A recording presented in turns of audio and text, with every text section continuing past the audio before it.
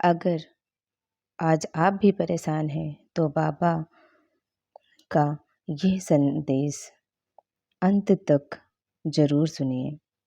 जब ज़िंदगी के सारे रास्ते बंद हो जाएं, तब बाबा की कृपा रास्ता बनाती है।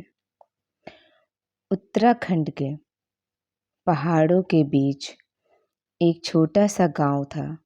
चारों तरफ हरे भरे पेड़, पहाड़ों से बहती ठंडी हवा और दूर से सुनाई देती नदी की आवाज़ उस गांव को बहुत सुंदर बनाती थी। उसी गांव में गोपाल नाम का एक मेहनती आदमी रहता था। परिवार छोटा था, लेकिन जिम्मेदारियां बहुत थी। बूढ़ी माँ, पत्नी और एक छोटा भाई, जिसकी पढ़ाई का खर्च भी गोपाल ही उठाता था। गोपाल सुबह सूरज निकलने से पहले उठ जाता और खेतों में मेहनत करने चला जाता।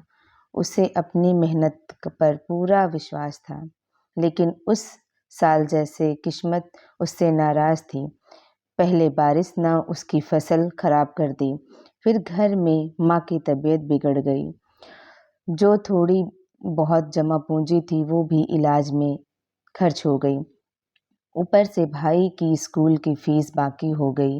गोपाल दिन रात सोचता रहता, आखिर मैं कितना सहूं, मेहनत करके के बाद भी मेरी ज़िंदगी क्यों नहीं बदल रही। एक शाम वह बहुत परेशान होकर गांव के बाहर नदी किनारे जा बैठा। सूरज पहाड़ों के पीछे छिप रहा था। गोपाल ने आसमान की तरफ देखा और उसकी आंखों से आंसू निकल पड़े। उसने धीरे से कहा, बाबा, अगर आप सच में मेरी सुनते हैं तो मुझे कोई रास्ता दिखाएं। अब मुझसे अकेले नहीं संभल रहा। अगली सुबह गोपाल बिना किसी को बताए कैची धाम के लिए निकल पड़ा। कई घंटे चलने के बाद वह मंदिर के पास पहुंचा। वहां बैठते ही उसका मन थोड़ा शांत हुआ। उसके आंखें बंद की और मन की सारी बातें बाबा के सामने रख दी।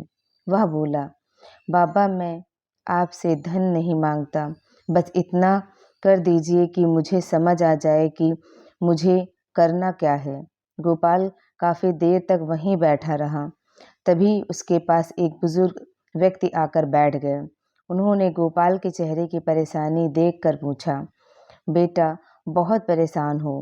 गोपाल ने सिर झुकाए अपनी सारी कहानी उन्हें बता दी। बुजुर्ग कुछ पल चुप रहे, फिर बोले, तुम बाबा से क्या मांगने आए थे? गोपाल ने कहा, मैं चाहता हूँ कि मेरी सारी परेशानी खत्म हो जाए। बुजुर्ग मुस्कुराए और बोले, बेटा, अगर बाबा तुम्हारी हर परेशानी उसी पल खत्म कर दे तो तुम्हें अपने अंदर छिपी ताकत का पता कैसे चलेगा?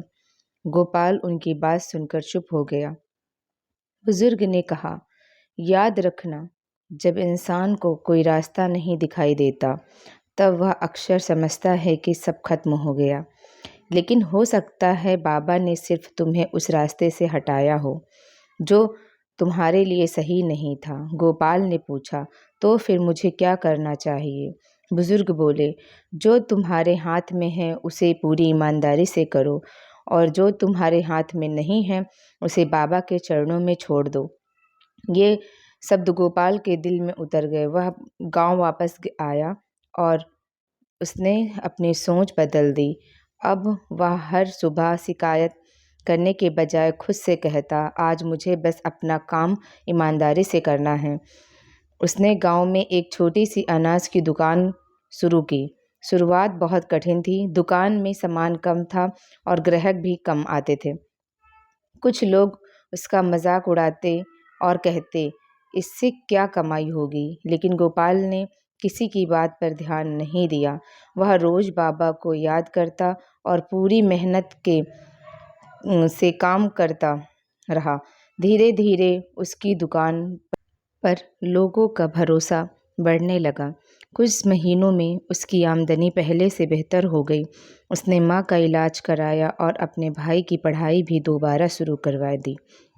एक दिन गोपाल फिर कैची धाम पहुंचा। बाबा के सामने बैठकर उसकी आंखों में आंसू आ गए। उसने हाथ जोड़कर कहा, बाबा, उस दिन मैं अपनी परेशानी खत्म करवाने आया था, लेकिन आज समझ आई कि आपने मेरी परेशानी नहीं, मेरी सोच बदल दी। उसके मन में जैसे एक बात गूंज उठी, बेटा, चमत्कार हमेशा बाहर से नहीं आता। कभी कभी बाबा तुम्हारे अंदर इतनी हिम्मत पैदा कर देते हैं कि वही इंसान जो कल हार मानने वाला था, आज अपनी ज़िंदगी बदल देता है। गोपाल की आंखों से आंसू बहने लगे। उस दिन उसने समझ लिया, मुश्किल समय का मतलब ये नहीं कि भगवान ने तुम्हारा साथ छोड़ दिया है।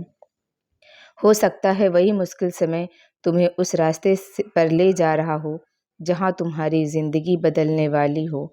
इसलिए अगर आज तुम्हें भी लगता है कि तुम्हारे सारे रास्ते बंद हो गए हैं, तो एक बार रुकना, गहरी सांस लेना और बाबा को याद करना, मेहनत मत छोड़ना, उम्मीद मत छोड़ना और अपने अच्छे कर्म भी मत छोड़ना, क्योंकि बाबा हमेशा तुम्हारी परेशानी को तुरंत नहीं हटाते।